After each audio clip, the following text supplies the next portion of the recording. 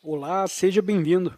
Eu espero que o conteúdo desse vídeo seja muito útil para você no dia de hoje. Deixo o convite para você se inscrever no canal e compartilhar o conteúdo com quem você quiser.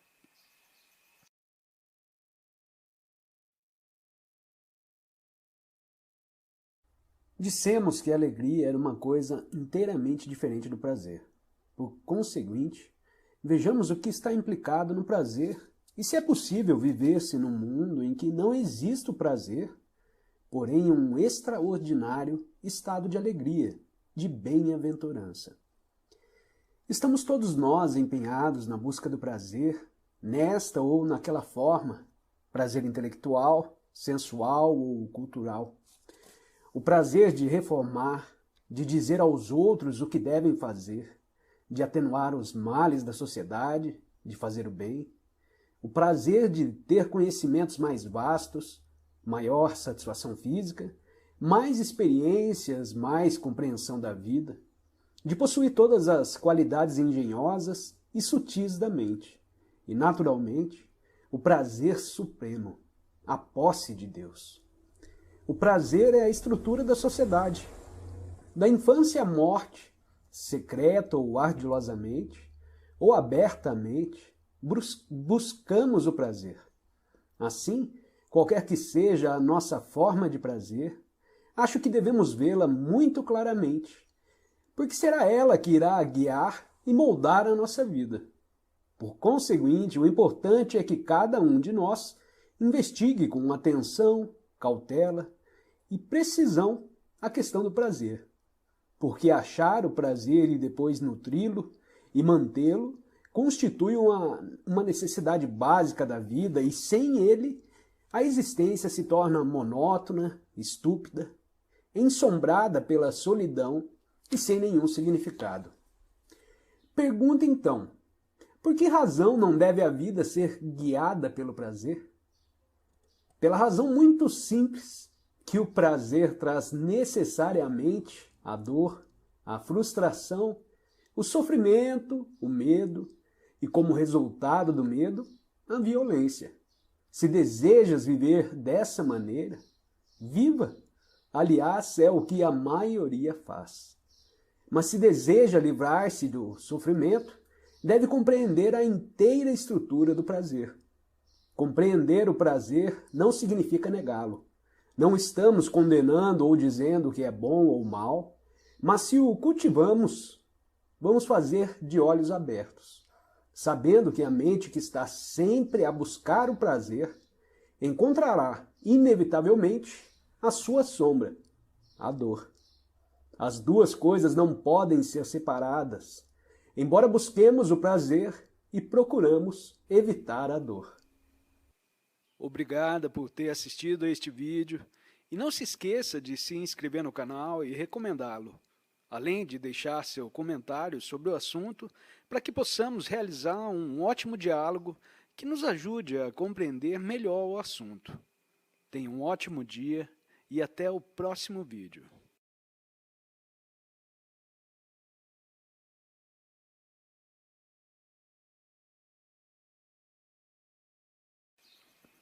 Olá, seja bem-vindo. Eu espero que o conteúdo desse vídeo seja muito útil para você no dia de hoje.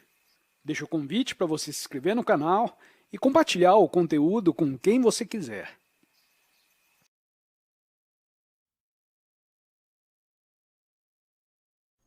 Ora, por que é que a mente está sempre a exigir o prazer? Por que razão fazemos coisas nobres e ignóbeis sempre com esse desejo secreto de prazer? Por que nos sacrificamos e sofremos, sempre pendentes desse tênue fio do prazer? Que é o prazer e como nasce? Não sei se alguns entre vocês já fizeram a si próprios essas perguntas e se foram até a última consequência das respostas. O prazer se torna existente em 4 fases: percepção, sensação, contato e desejo. Vejo um belo automóvel, por exemplo, vem em seguida uma sensação, uma reação. Depois o toco com as mãos ou imagino tocá-lo. E vem então o desejo de possuir o carro e ostentar-me com ele. Ou vejo uma nuvem formosa, uma montanha claramente delineada contra o céu, uma folha que acaba de brotar da primavera, um vale profundo, cheio de encantos e esplendor, um glorioso pôr do sol, um belo rosto, inteligente, vivo e não cônscio de sua beleza, e, portanto, já sem beleza. Olho essas coisas com intenso deleite e, enquanto as observo, não há observador. Porém, tão só a beleza pura, qual a do amor. Por um momento estou ausente com todos os meus problemas, ansiedades e aflições. Só existe aquela coisa maravilhosa. Posso olhá-la com alegria e no próximo momento esquecê-la. Ou então a mente pode interferir e aí começa o problema. Minha mente pensa que aquilo que viu e na sua beleza.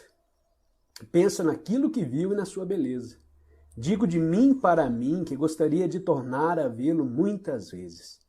O pensamento começa a comparar, a julgar, a dizer: quero repetir isso amanhã. A continuidade de uma experiência que por um segundo proporcionou deleite é mantida pelo pensamento. O mesmo sucede em relação ao desejo sexual ou outro. Não há nada de mal no desejo. Reagir é perfeitamente normal. Se me pica com um alfinete, eu reajo, a não ser que esteja paralisado. Mas o pensamento interfere. Fica a ruminar aquele deleite e o converte em prazer. O pensamento deseja repetir a experiência, e quanto mais repetida, tanto mais mecânica ela se torna. Quanto mais pensa nela, tanto mais força o pensamento confere ao prazer. Desse modo, o pensamento cria e mantém o prazer através do desejo e dá-lhe continuidade. Por conseguinte, a reação natural do desejo ante uma coisa bela é pervertida pelo pensamento. O pensamento a converte em memória, que é tão nutrida pelo pensar repetidamente naquela coisa. Naturalmente, a memória tem seu lugar próprio num certo nível. Sem ela, não teríamos possibilidade de atuar na vida de cada dia. Em sua própria esfera, a memória tem de ser proficiente, mas há um estado de mente onde há muito pouco lugar para ela. A mente que não está tolhida pela memória tem a verdadeira liberdade. Já notaste que quando reage a uma dada coisa totalmente, com todo o coração, quase não fica na memória? É só quando não responde a um desafio com todo o vosso ser que se apresenta o conflito, a luta, que acarreta confusão, prazer ou dor? A luta gera memória. Essa memória é continuamente acrescentada por outras memórias, e são essas memórias que reagem. Tudo que é resultado da memória é velho, e por conseguinte nunca é livre. Liberdade de pensamento é algo que não existe, é puro contrassenso. O pensamento nunca é novo, porque o pensamento é a resposta da memória, da experiência e do conhecimento. O pensamento que é velho torna também velho aquilo que olha com deleite e que por um momento sente profundamente. Do velho vem o prazer, nunca do novo. No novo não existe o tempo.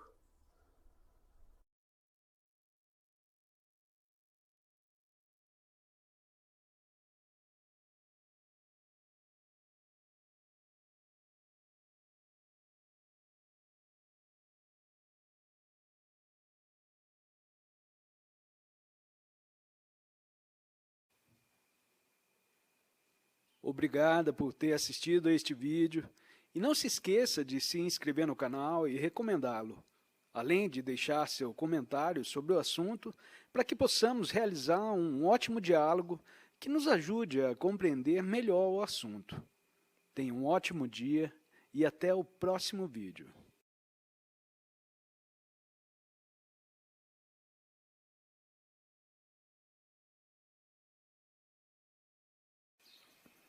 Olá, seja bem-vindo. Eu espero que o conteúdo desse vídeo seja muito útil para você no dia de hoje. Deixo o convite para você se inscrever no canal e compartilhar o conteúdo com quem você quiser.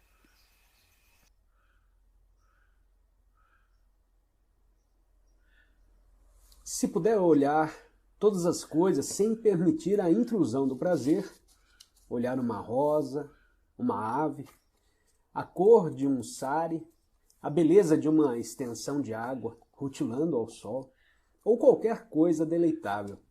Se puder olhar assim, sem desejar que a experiência se repita, então não haverá dor, nem medo, e por conseguinte haverá uma alegria infinita. É a luta para repetir e perpetuar o prazer que o converge em dor. Observe isso em você mesmo. A própria exigência da repetição do prazer produz dor, porque ele nunca é a mesma coisa de ontem. Luta para alcançar o mesmo deleite, não só para o seu senso estético, mas também para a sua mente, e fica magoado e desapontado, porque ele te é negado. Já observou o que acontece quando você é negado um pequeno prazer? Quando não tem o que deseja, você se torna ansioso, invejoso, rancoroso. Já notou que quando você é negado ao prazer de fumar ou de beber, o prazer sexual ou outro qualquer, já notou a sua luta que tem que sustentar? E tudo isso é uma forma de medo, não é verdade?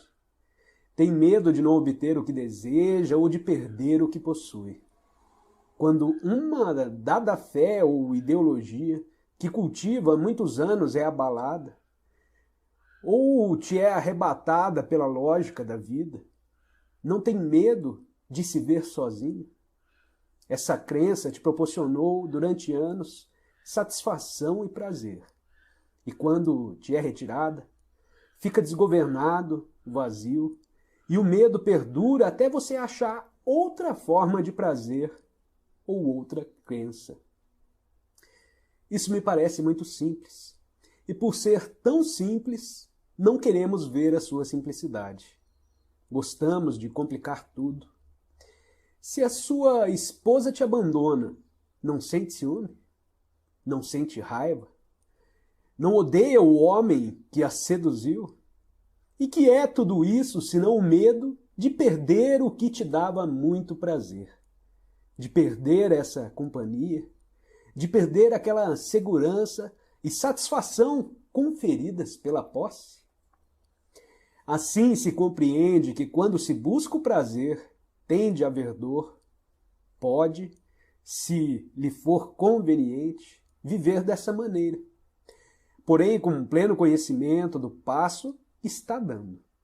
Se, entretanto, deseja pôr fim ao prazer, o que significa pôr fim à dor, deve estar completamente atento à estrutura total do prazer, mas não deve repeli-lo, como fazem os monges e os sannyasins, que não olham para uma mulher porque é pecado, e dessa maneira destroem a vitalidade da própria compreensão.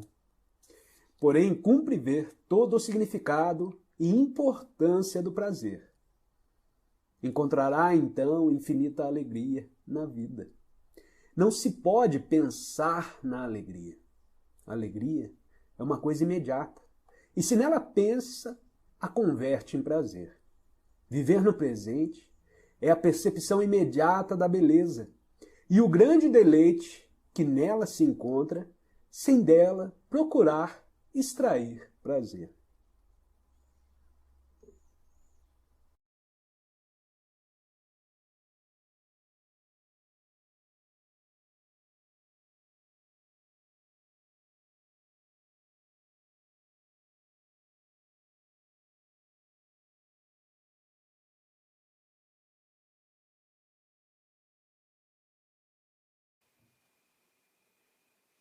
Obrigada por ter assistido a este vídeo e não se esqueça de se inscrever no canal e recomendá-lo, além de deixar seu comentário sobre o assunto para que possamos realizar um ótimo diálogo que nos ajude a compreender melhor o assunto. Tenha um ótimo dia e até o próximo vídeo.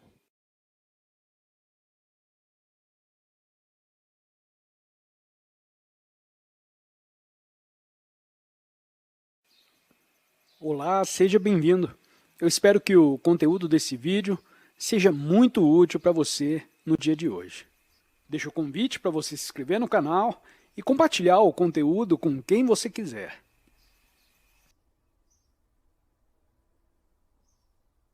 Vivendo numa sociedade tão corrupta e estúpida, em que a educação nos ensina a competir, o que gera o medo, nos vemos oprimidos por temores de toda a espécie. E o medo é uma coisa terrível, que torce e deforma, que assombra os nossos dias. Existe o medo físico, mas esse é uma reação herdada do animal. É o medo psicológico que nos interessa aqui, porque compreendendo os temores psicológicos em nós, profundamente enraizados, estaremos aptos a enfrentar o medo animal, ao passo que se primeiramente nos interessamos no medo animal, jamais compreenderemos os temores psicológicos. Todos nós temos medo de alguma coisa. Não existe o medo como abstração, porém o medo só existe em relação com alguma coisa. Você sabe quais são os seus medos, os seus temores? O medo de perder o seu emprego, de não ter comida ou dinheiro suficiente? Medo do que pensam de você os vizinhos ou o público? De não ser um sucesso? De perder sua posição na sociedade? De ser desprezado ou ridicularizado? Medo da dor e da doença? De ser dominado por outro? De não chegar a conhecer o amor? Ou de não ser amado? De perder a sua esposa ou seus filhos? Medo da morte ou de viver num mundo que é igual à morte? Um mundo de tédio infinito? Medo de sua vida não corresponder à imagem que os outros fazem de você? Medo de perder a sua fé? Esses e muitos outros incontáveis temores. Você conhece os seus medos pessoais? E o que costuma fazer em relação a eles? Não é verdade que foge deles? Ou que inventa ideias e imagens para encobri-los? Mas fugir do medo é torná-lo maior. Uma das causas principais do medo é que não desejamos encarar-nos tais como somos. Assim temos de examinar tanto os nossos temores, como essa rede de vias de fuga que criamos para nos libertarmos deles. Se a mente, que inclui o cérebro, procura dominar o medo, se procura reprimi-lo, discipliná-lo, controlá-lo, traduzi-lo em coisa diferente, daí resulta atrito e conflito. E esse conflito é um desperdício de energia. A primeira coisa, portanto, que devemos perguntar a nós mesmos é: como é que o medo nasce? Que entendemos pela palavra medo em si? Estou perguntando a mim mesmo o que é o medo e não de que é que tenho medo. Vivo de uma certa maneira, penso conforme um determinado padrão, tenho algumas crenças e dogmas, e não quero que esses padrões de existência sejam perturbados, porque neles tenho as minhas raízes. Não quero que sejam perturbados, porque a perturbação produz um estado de desconhecimento de que não gosto. Se sou separado violentamente das coisas que conheço e em que creio, quero estar razoavelmente seguro do estado das coisas que irei encontrar. As células nervosas criaram um padrão, e essas mesmas células nervosas recusam-se a criar outro padrão que pode ser incerto. O movimento do certo para o incerto é o que chamo medo. Neste momento em que estou aqui sentado, não estou com medo. Não tenho medo do presente, nada me está acontecendo, ninguém me está fazendo ameaças nem me tomando nada. Mas além deste momento presente, uma camada mais profunda da mente está consciente ou inconscientemente a pensar no que poderá acontecer no futuro ou a se preocupar com algum fato passado que me possa prejudicar. Portanto, tenho medo do passado e do futuro. Dividi o tempo em passado e futuro. O pensamento interfere dizendo: tem cuidado para que isso não torne a acontecer. Ou então, prepare-se para o futuro. O futuro pode ser perigoso. Agora tens alguma coisa, mas pode perdê-la. Pode morrer amanhã, sua esposa pode abandonar-te, pode então perder seu emprego. Talvez nunca te tornes famoso. Podes te ver na solidão. Precisa estar perfeitamente seguro do amanhã. Considera agora o seu temor particular. Olhe-o. Observe as suas reações a ele. Pode olhá-lo sem nenhum movimento de fuga, de justificação, condenação ou repressão. Pode olhar aquele medo sem a palavra que causa medo. Pode olhar a morte, por exemplo, sem a palavra que suscita o medo da morte. A própria palavra produz um estremecimento, não é? Assim como a palavra amor produz seu estremecimento, sua imagem peculiar. Pois bem, a imagem que tem na mente a respeito da morte, a lembrança de tantas mortes a que assiste e o relacionar à sua própria pessoa com tais incidentes, é essa a imagem que está criando medo? Ou com efeito tem medo do findar e não da imagem que cria o fim? É a palavra morte que te causa medo ou é o próprio findar? Se é a palavra ou a memória que te está causando medo, então não se trata realmente do medo. Se você esteve doente há 2 anos, digamos, e a lembrança daquela dor, daquela doença, persiste e a memória agora em funcionamento diz: tem cuidado para não adoecer de novo. Então a memória, com suas associações, está criando medo. E isso não é realmente medo porque, com efeito, neste momento está gozando de perfeita saúde.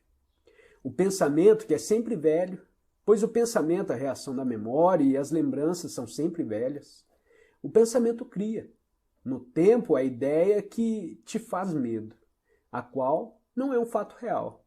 O fato real é que está bem de saúde. Mas a experiência que permaneceu na mente como memória faz surgir o pensamento. Tem cuidado para não adoecer novamente.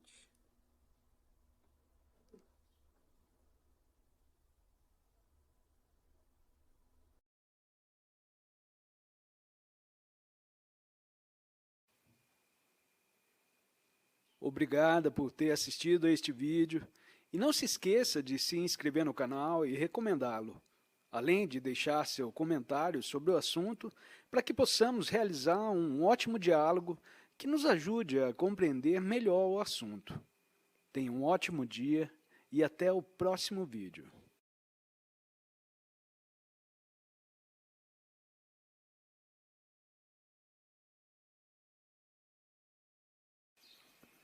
Olá, seja bem-vindo.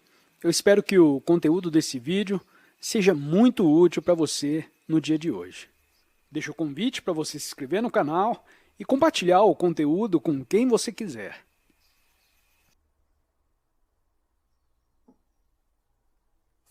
Ao perceber que o medo não pode ser dividido, verá que acaba com o problema do subconsciente, pregando um logro aos psicólogos e aos analistas.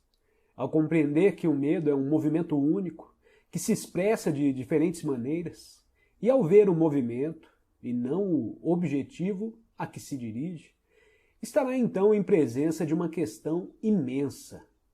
Como olhar o medo sem a fragmentação que a mente cultivou? Só há o medo total. Mas como pode a mente que pensa fragmentariamente observar esse quadro total? Você pode observá-lo? Temos levado uma vida de fragmentação e só somos capazes de olhar o medo através do processo fragmentário do pensamento. Todo o processo do mecanismo do pensamento é dividir tudo em fragmentos. Eu te amo e eu te odeio. Você é meu amigo, você é meu inimigo, minhas idiosincrasias e inclinações, meu emprego, minha posição, meu prestígio, minha mulher, meu filho, minha pátria e tua pátria, meu Deus e teu Deus. Tudo isso é fragmentação do pensamento. E o pensamento olha o estado atual de medo ou tenta olhá-lo e o reduz a fragmentos. Vemos então que a mente só pode olhar esse medo total quando não há movimentação do pensamento. Pode observar o medo sem nenhuma conclusão, sem nenhuma interferência do conhecimento que a seu respeito acumulou? Se não pode, então o que está observando é o passado e não o medo. Se pode, nesse caso, está pela primeira vez observando o medo sem a interferência do passado. Só se pode olhar com a mente muito quieta, assim como só se pode ouvir o que alguém está dizendo quando a mente não está a tagarelar, a travar consigo um diálogo a respeito de seus problemas e ansiedades. Pode da mesma maneira olhar o seu medo sem procurar dissolvê-lo, sem trazer à cena o seu oposto, a coragem. Olhá-lo de fato e não tentar fugir dele. Quando diz, eu tenho de controlá-lo, tenho de livrar-me dele, tenho de compreendê-lo, está tentando fugir dele. Pode observar uma nuvem, uma árvore ou o movimento de um rio, com a mente relativamente quieta, porque essas coisas não são sumamente importantes para você. Mas observar a você mesmo é muito mais difícil, porque então as exigências são muito práticas, as reações muito rápidas. Assim, quando está diretamente em contato com o medo ou o desespero, com a solidão e o ciúme, ou qualquer outro estado repulsivo da mente, pode olhar de maneira tão completa que sua mente fique suficientemente quieta para ver? Pode a mente perceber o medo e não as diferentes formas do medo? Perceber o medo total e não aquilo de que tens medo? Se olha meramente para os detalhes do medo ou procura acabar com os seus temores um a um, nunca alcançará o ponto central, que é aprender a viver com o medo.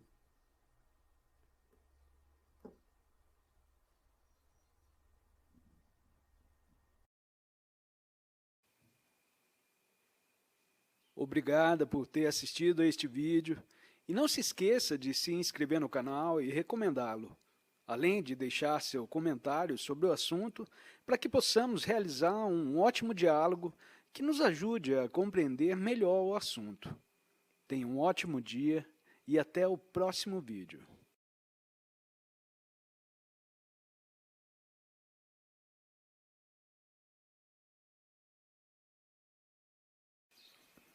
Olá, seja bem-vindo. Eu espero que o conteúdo desse vídeo seja muito útil para você no dia de hoje. Deixo o convite para você se inscrever no canal e compartilhar o conteúdo com quem você quiser. Pode a mente perceber o medo e não as diferentes formas de medo? Perceber o medo total e não aquilo que tendes medo? Se olha meramente para os detalhes do medo ou procura acabar com os vossos temores um a um, nunca alcançará o ponto central, que é aprender a viver com o medo. O viver com uma coisa viva, tal medo, requer uma mente e um coração altamente sutis, que não chegaram a qualquer conclusão, podendo, portanto, seguir cada movimento do medo. Então, se observar o medo e com ele viver, e isso não leva um dia inteiro, porque 1 minuto ou 1 segundo pode bastar para se conhecer a inteira natureza do medo. Se viver com ele completamente, perguntará inevitavelmente qual a entidade que está vivendo com o medo, qual a entidade que está observando o medo, observando cada movimento de todas as formas do medo e, ao mesmo tempo, consciente do fato central do medo. Será o observador uma entidade morta? um ente estático, que acumula uma grande quantidade de conhecimentos e informações a respeito de si próprio, e essa coisa morta é que está observando e vivendo com o movimento do medo? Qual é a sua resposta? Não responda a mim, porém, a você mesmo. É você, o observador, uma entidade morta a observar uma coisa viva, ou sois uma coisa viva a observar outra coisa viva? Porque no observador existem os dois estados. O observador é o sensor que não deseja o medo. O observador é o conjunto de todas as suas experiências relativas ao medo. E assim o observador está separado da coisa a que chama medo. Há espaço entre ambos. Está perpetuamente tentando dominá-lo ou dele fugir. E daí provém essa batalha entre ele próprio e o medo. Essa batalha que é uma enorme perda de energia. Observando, aprenderá que o observador é meramente um feixe de ideias e lembranças sem validade, sem substância nenhuma. Ao passo que aquele medo é uma realidade. Assim está tentando compreender um fato com uma abstração. E isso, naturalmente, não pode ser feito. Mas será o observador que diz, tenho medo? Diferente da coisa observada, o medo? O observador é o medo, e uma vez percebido isso, não há mais dissipação de energia no esforço para livrar-se do medo. E o intervalo de tempo e espaço entre o observador e a coisa observada desaparece. Quando perceber que é uma parte do medo, que não está separado dele, que você é o medo, então nada pode fazer a seu respeito. Então, o medo terminou totalmente.